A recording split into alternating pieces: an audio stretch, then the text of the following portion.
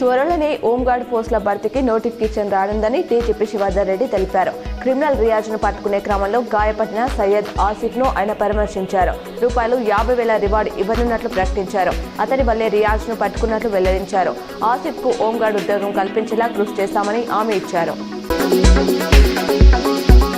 దేశవ్యాప్తంగా ఇప్పటికే సర్వీస్లో ఉన్న ప్రభుత్వ టీచర్లకు టెట్ నుంచి మినహాయింపు ఇవ్వాలన్న వినతిని ఎన్సీటీఈ తిరస్కరించింది.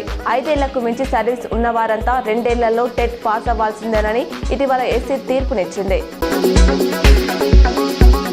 నిజామాబాద్ కమిషనరేట్ పరిధిలో 1986 నుంచి ఇప్పటి వరకు 18 మంది పోలీసులు అసాంఘిక శక్తులతో పోరాడుతూ అసలు బాసారని సిపి సాయి చైతన్య ఆవేదన వ్యక్తం చేశారు.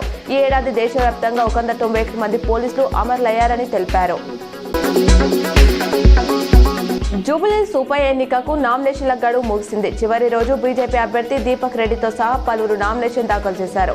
150కి పైగా నామినేషన్లు వచ్చినట్లు తెలుస్తుంది. ప్రధాన పార్టీల అభ్యర్థులతో పాటు ట్రిబ్లార్ బాధిత రైతులు, ఓయూ నిరుద్యోగ ఐకాస నాయకులు నామినేషన్ వేశారు.